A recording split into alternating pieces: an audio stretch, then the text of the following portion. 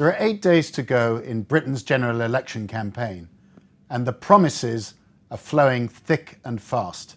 The latest being the Conservatives' pledge not to raise taxes in the next government, and actually to pass a law prohibiting such raises. Now, what's going on, Janan? I thought that the Conservatives were very careful, prudent. This seems to rule out policy choices. Well, what they're trying to do is generate the momentum that they failed to generate over the past 5 weeks of this campaign.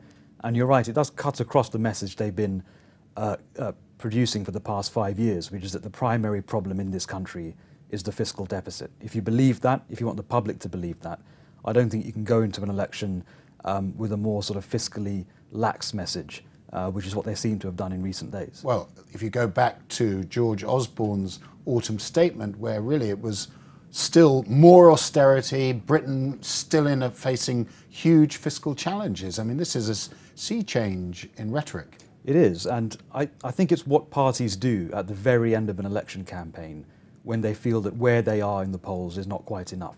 Were they 5 points ahead right now, I don't think this pledge would have been made. But they have to generate the momentum from somewhere. What they would say in defence of their policy is that they're not pledging to not raise any taxes at all. It's the most vivid taxes that they're pledging not to raise. It's income tax, it's national insurance, and it's VAT, the sales tax in this country. And generally the polls, as you say, are showing a very tight, if not deadlocked, race.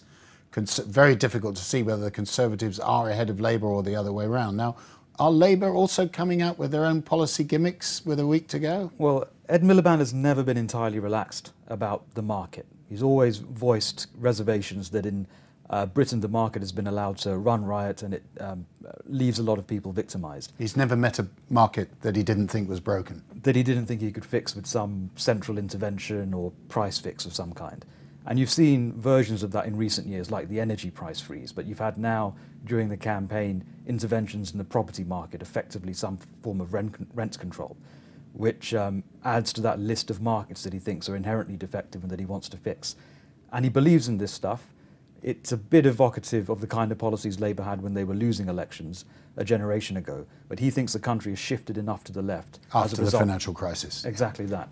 So another sign of desperation, perhaps, that Ed Miliband has chosen to do a long video interview conversation with the comedian and entertainer Russell Brand. Amazon paid 0.05% on 4 billion sales. Yeah, we've got do we have the power to do that? The millionaire anarchist Russell Brand. It's hard to know what the politics of this are going to be.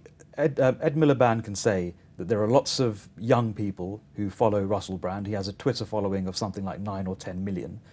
If only a few of them, or a small percentage of them, are won over to Ed Miliband's cause, that could be a decisive number of voters. However, the rest of the country are aware of this as well. They're seeing this interview, it's on the internet. People over the age of 21 who are maybe not so enamoured by millionaire celebrity revolutionaries are going to see it. Will they react as favourably? I doubt it. So I think the net effect might be zero or quite possibly bad for Ed Miliband.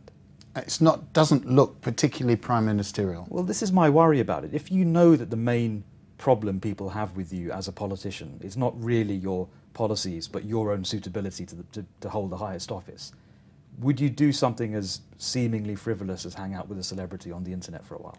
Final word on the Liberal Democrats. Dark horses in the distance, or likely to still receive a pretty big drubbing at the polls? They've got about 56 seats. I think they'll end up with something like 25, which could be enough to be significant in a hung parliament. Because the Conservatives, perhaps a partner, would, if they get 295, then would Lib Dems get 25? Then they're approaching the magic 323 number. They may still need to be topped up, for example, by DUP MPs from Northern Ireland or from some other MPs. But without that Lib Dem share, the Conservatives are going to find it very hard to govern. So a lot to play for and a lot of negotiating behind the scenes in whatever combination after the election. Janan Ganesh, thank you so much.